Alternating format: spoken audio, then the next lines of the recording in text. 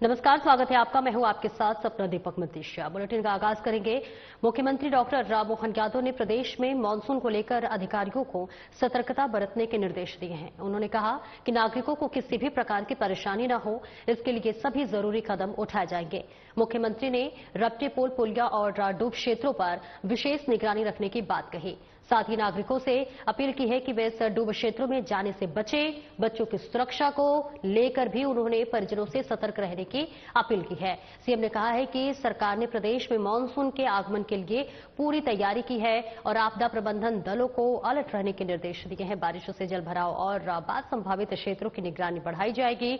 अंत में उन्होंने प्रदेशवासियों को बारिश के शुभ आगमन पर बधाई दी और सभी को सुरक्षित रहने की शुभकामनाएं दी। मानसून प्रारंभ हो गया है।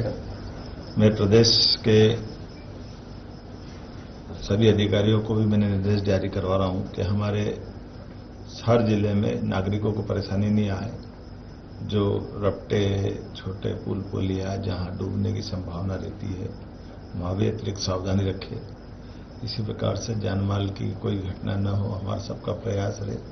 और मैं आम नागरिकों से भी अपील करता हूं कि वो अपने आवागमन के समय जहां बारिश का पानी बढ़ रहा है या बाढ़ का पानी आ रहा है, तो अगर पानी बढ़ता देखें तो अवॉइड करें, उसमें न जाए, क्योंकि ये जान की जोखिम हो सकती है।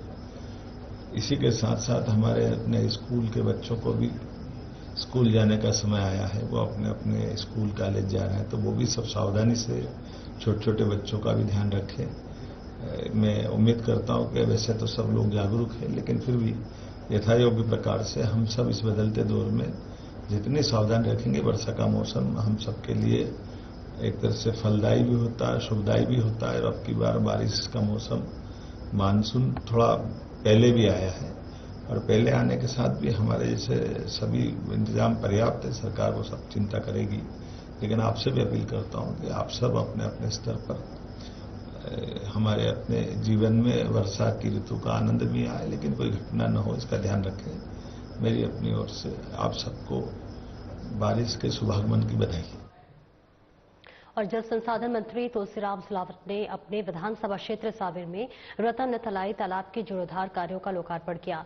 सावेर राज क्षेत्र में जलगंगा अभियान के तहत मिली 71.57 लाख की सौगात, जहां पर सावेर नगर पालिका अध्यक्ष संदीप चंगेटिया ने बताया कि मुख्यमंत्री मोहन यादव द्वारा लिए गए संकल्प जलगंगा संवर्धन अभियान के अंतर्गत जल संसाधन मंत्री तुलसीराम सिलावट द्वारा रतन तलाई के जीर्णोद्धार का लोकार्पण किया गया है, जो कि सावेर नगरवासियों के लिए एक बहुत बड़ी सौगात है, जिससे कि जल संरक्षण के साथ नगरवासियों के लिए एक रमणीय स्थल होने के कारण हरियाली और पर्यटन दोनों को ही बढ़ावा मिलेगा, जो क्षेत्र के विकास के लिए एक मील का पत्थर साबित होगा।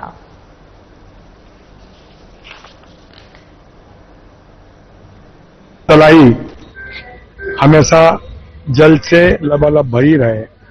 सावेर माइक्रो सिंचाई परियोजना से हम इसको एक पॉइंट निरंतर इसको देंगे, जिससे कि इसका वैभव जल स्तर हमेशा बना रहेगा। एक मापदंड रहेगा कि इसमें कभी भी पानी की कमी नहीं आने देंगे। ये हमारी सरकार का संकल्प है, ये मुख्यमंत्री का संकल्प है, ये जल संसाधन मंत्री का संकल्प है, सावेर के हर मतदाता का संकल्प, हर भाई और बहन का संकल्प है।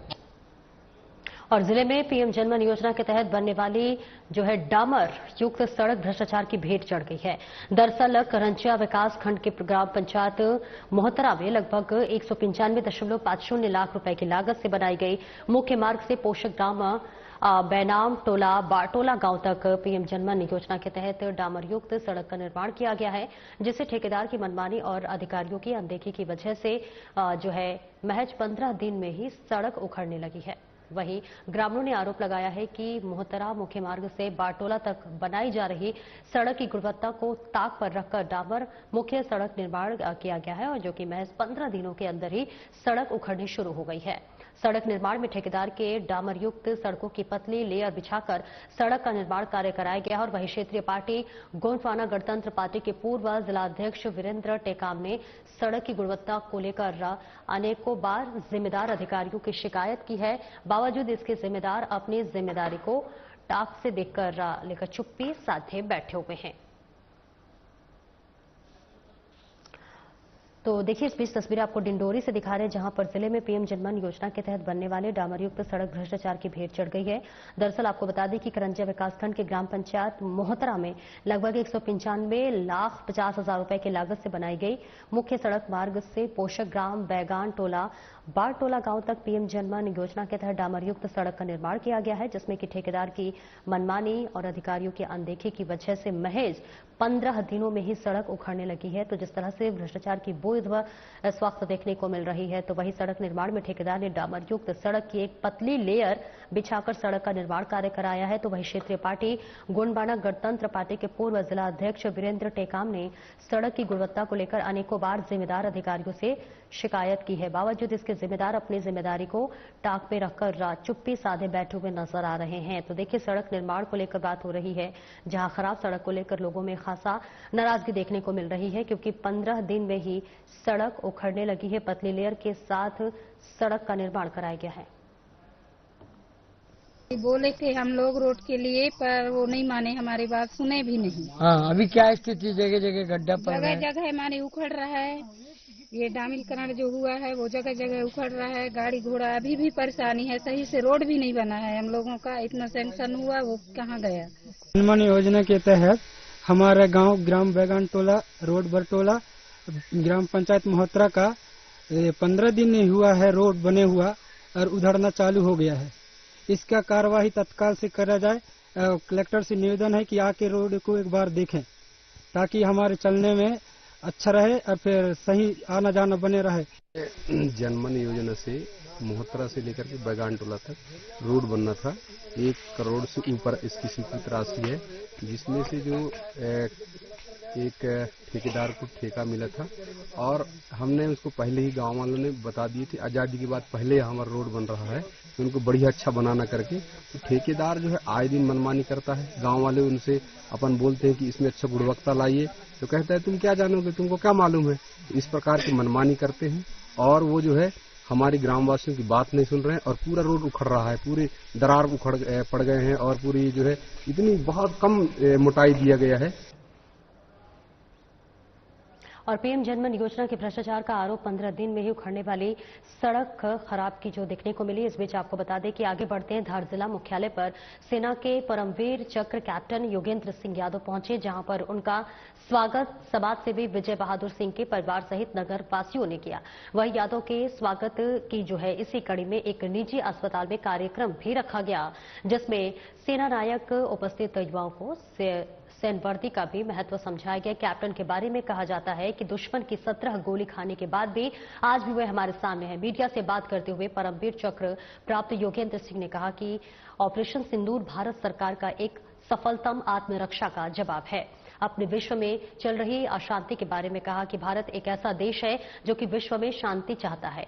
आपने कहा कि यूक्रेन और रसिया का युद्ध पिछले कई सालों से चल रहा है। इस प्रकार अभी ईरान का इजराइल का युद्ध चल रहा है, जो कि विनाश की ओर बढ़ता चला जा रहा है। अपने विश्व में सभी देशों में शांति की अपील की है और इसी के साथ एक प्रश्न के उत्तर में उन्होंने कहा कि भारत में सेना के पास जो है अत्यंत आधुनिक हथियार की कोई भी कमी नहीं है और भारत आत्मरक्षा के लिए इनका प्रयोग करता है।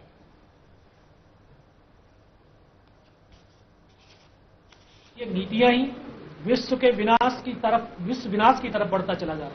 तो अभी आप देख रहे हैं यूक्रेन और रसिया का युद्ध पिछले कई वर्षों से चल रहा है, अभी ईरान और इजराइल का चल रहा है।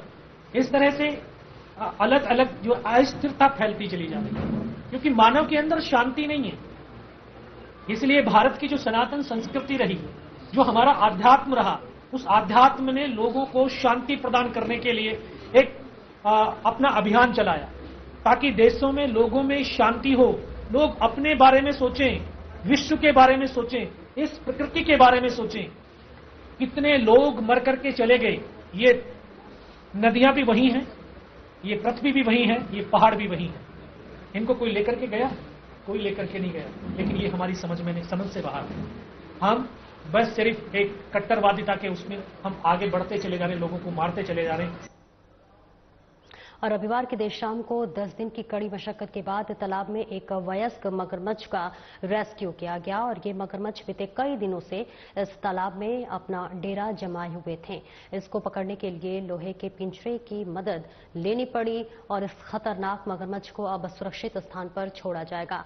आपको बता दें कि क्षेत्र में पहली बार किसी तालाब में मगरमच्छ पहुंचा और उसे पकड़ा गया है। बताते चले कि मगरमच्छ के इंदिरा सागर नहर का नर्मदा नदी से निकलकर यहां तक पहुंचने के कयास लगाए जा रहे हैं।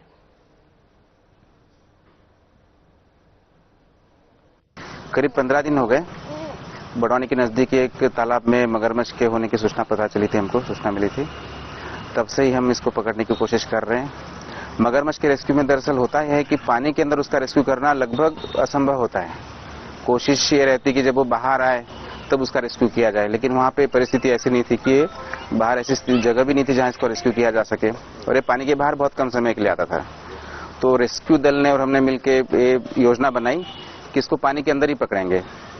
पहले तो हमने बाकी सारे तरीके इस्तेमाल किए, जाली से किसी और तरीके से पकड़ने की कोशिश करने का। बाद में फिर पता चला कि इसका ऐसे रेस्क्यू तो मुश्किल है, तो हमने नई पद्धति अपनाई कि पिंजरे को पानी के अंदर रख के पिंजरे के सहारे से इसको पकड़ेंगे।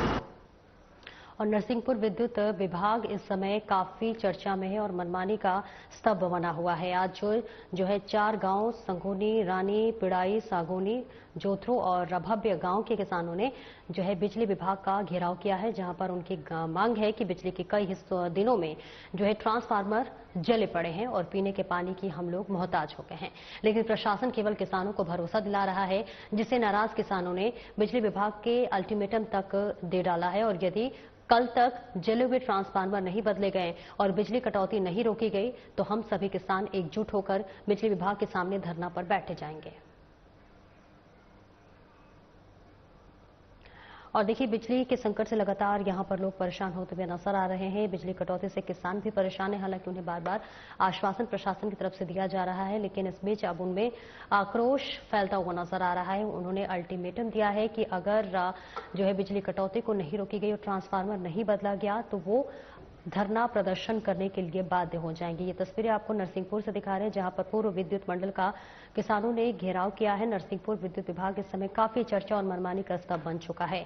बता दें कि 4 गांव जिसमें सागोनी, रानी, पिड़ाई और सगोनी, जोधरो और अन्य गांव के किसानों ने बिजली विभाग का घेराव किया है, जहां उनकी मांग है कि बिजली के कई दिनों से ट्रांसफार्मर जले पड़े हैं और पीने के पानी के लिए लोग मोहताज हैं।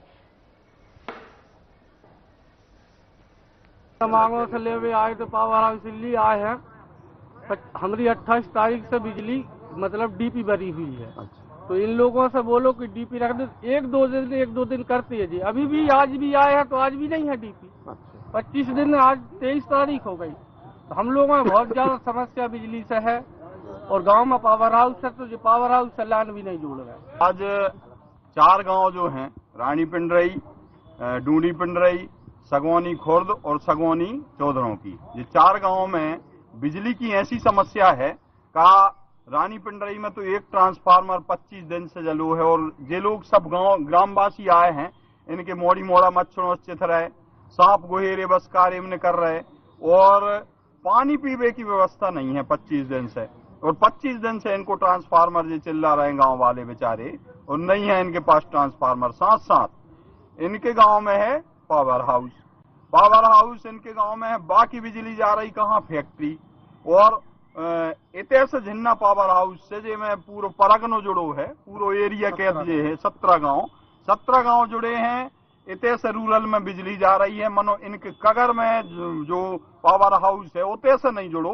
तो मुख्य मांग जा है कि डीपी तो देव आई बतले हैं नहीं जी। पहुंच रही गांव में डीपी भरी हुई है, स्कूल कहाँ एक है डीपी सागौनी में। तो मतलब कुल मिला न तो पानी की व्यवस्था और न बिजली की व्यवस्था। तो बाल बच्चे ने सब लोग हैरान, पूरा वैसा ही बोनी को सीजन चल रहा हो तो ऐसा खेत से हैरान हो पाओ, हम मंगसों से हैरान हो।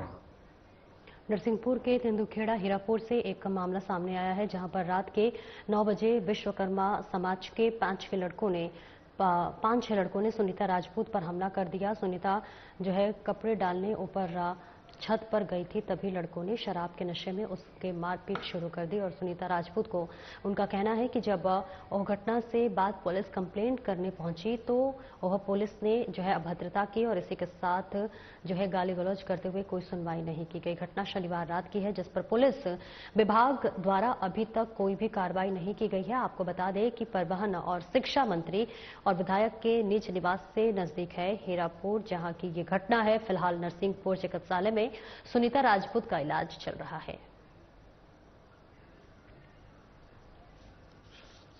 पति क्या नाम है? संजय राजपूत। उम्र क्या है आपकी? हमारी 35। कहाँ की रहने वाली है? हीरापुर। थाना कौन सा लगता है? गाँव। थाना तेंदुखेड़ा। अच्छा। किसने मारपीट की है? किस बात को लेकर? बढ़ाई के परिवार के लड़का है। हम लोगों ने दारू वारू पीकर हमारे घर में उसका बहुत मारपीट की है। अच्छा। अकेली 5-6 लड़का थे, अकेले छत पर मारा इन लोगों ने। मैं छत पर कपड़ा सुखाने गई थी। कैसा? कपड़ा सुखाने गई, छत पर मार दिया लोगों ने। छत पे आके मारा है? अच्छा। कब की घटना है ये? तो परसों के दिन। कहाँ की घटना है? हीरापुर। शाम को 9 बजे रात्रि में। अच्छा। और शाजापुर में तेज रफ्तार कहर देखने को मिला है, जहां पर सूचना के मुताबिक कोतवाली थाना क्षेत्र के बरवाल जोड़ में ट्रक और डंपर के बीच जोरदार टक्कर हो गई, जिसमें एक सवार एक व्यक्ति घायल हो गया और जिसे 100 डायल की मदद से घायल को जिला चिकित्सालय शाजापुर के लिए इलाज के लिए भर्ती कराया गया। फिलहाल पुलिस पूरे मामले की जांच में जुटी हुई है।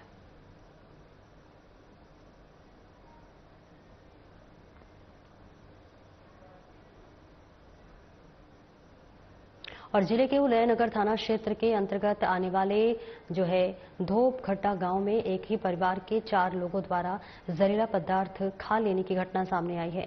इस घटना में अब तक पति पत्नी और एक बेटी की मौत हो चुकी है, जबकि एक अन्य बेटी का इलाज इंदौर के निजी अस्पताल में जारी है। परिवार के सभी सदस्यों को घटना के बाद गंभीर हालत में इंदौर स्थित इंडेक्स अस्पताल में भर्ती कराया गया था। इलाज के दौरान परिवार के मुखिया राधेश्याम को मौत हो गई उनकी, और जिनका गांव में अंतिम संस्कार कर दिया गया है। वहीं सोमवार शाम को उनकी पत्नी रंगूबाई और बेटी आशा ने भी इलाज के दौरान दम तोड़ दिया। एक अन्य बेटी रेखा की हालत अभी भी गंभीर बनी हुई है और वो इंदौर के इंडेक्स अस्पताल में भर्ती है। फिलहाल पूरे घटनाक्रम में जहरीला पदार्थ खाने के पीछे की वजह सामने नहीं आई है।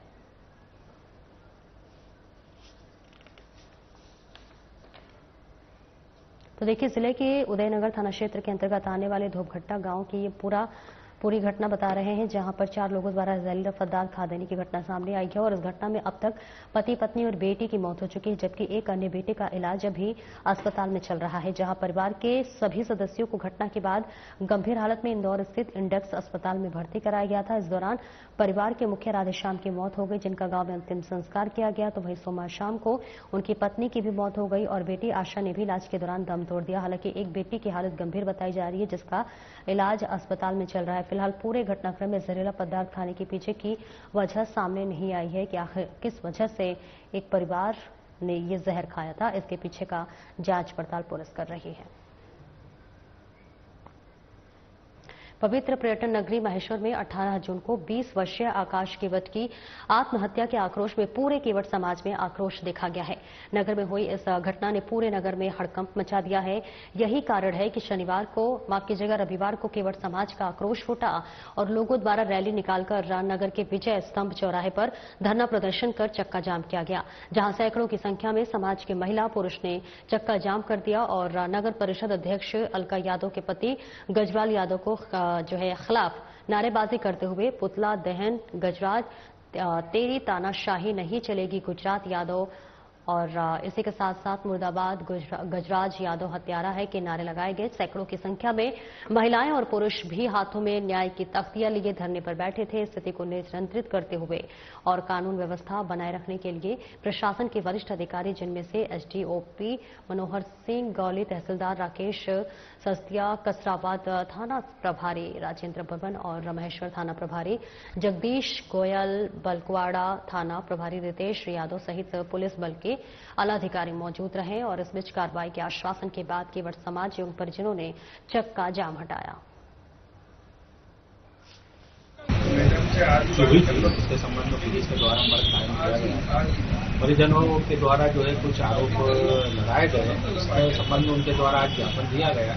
ज्ञापन में लगाए गए आरोप के पर जो है पुलिस के द्वारा जांच की जाएगी और इस संबंध में जो है जो भी मर्डर से संबंधित जांच में हमारे जो तथ्य आएंगे तथ्यों के आधार पर न्यायोचित आगे कार्रवाई। सुसाइड नोट भी प्राप्त हुआ है पुलिस को, उसमें क्या कुल कितने लोगों के नाम है? इस संबंध में जो नोट प्राप्त हुआ है क्योंकि वो मृतक के घर से प्राप्त हुआ है, उस संबंध में भी जांच की जाएगी कि उपरोक्त जो उसमें लिखी गई बातें जो है उसमें कितनी सत्यता है और उसका कारण क्या है। वार्ड नंबर 38 तुलसी वार्ड में जो है एनटीपीसी सीएसआर के माध्यम से वार्ड वासियों को जो है कड़ी धूप और बरसात को ध्यान में रखते हुए अपीलीय समिति सदस्य नगर पालिका निगम सिंगरौली द्वारा एनटीपीसी द्वारा वार्ड वासियों द्वारा आपको बताते चले कि 400 से अधिक परिवारों को बारिश धूप गर्मी से बचने के लिए वार्ड के लोगों को छाता वितरण किया गया। वार्ड के पार्षद अनिल वैश्य ने बताया कि हमारे वार्ड में जरूरत के हिसाब से मच्छरदानी वितरण, पौधा वितरण, राशन वितरण के साथ साथ ठंड के समय में कंबल और गर्म कपड़ों का भी वितरण किया जाता है, जिसमें गरीब और असहाय लोगों को मदद मिल सके। और इस मौके पर पार्षद राम गोपाल पाल, एडवोकेट अवनीश कुमार दुबे, एडवोकेट विद्यापति शाह और बीन कुमार वैश्य सहित सैकड़ों परिवार शामिल रहे। खुशी का विषय है कि बारिश से पहले सभी वार्ड वासियों के लिए 500 परिवारों के लिए छाता वितरण का कार्यक्रम हमारे यहाँ रखा गया है, जिसमें ये छाता मिल जाने से लोगों को बहुत बड़ा आसानी होगा, क्योंकि धूप से बारिश से बचने के लिए बहुत बड़ा ये आपका ब्रह्म शास्त्र है। और निश्चित रूप से हर जनप्रतिनिधि का जिम्मेदारी होना चाहिए कि समय समय पर उसको मच्छरदानी वितरण जैसे हम लोग भी करते हैं, कंबल भी वितरण करते हैं, फलदार वृक्ष भी वितरण करते हैं। और आज छाता वितरण किया जा रहा है, जिसमें 500 परिवारों को छाता वितरण आज किया गया है। जो है बरसात के फूल जो है बरसात से राहत देने के लिए यहाँ के वार्डवासियों को जो जरूरतमंद हैं उनको 500 लगभग छाते जो है सीएसआर के भोजन से और वार्ड पार्षद के सहयोग से दिया जा रहा है। निश्चित रूप से पहला चरण है, इसमें पहले चरण में हम लोग 500 छाता वितरित करेंगे। उसके साथ साथ अगले चरण में हम लोग फलदार छायादार पौधे भी मानसून को देखते हुए घर पौधे रोपेंगे और पूरे वार्ड को हरियाली से आच्छादित करने का प्लान है।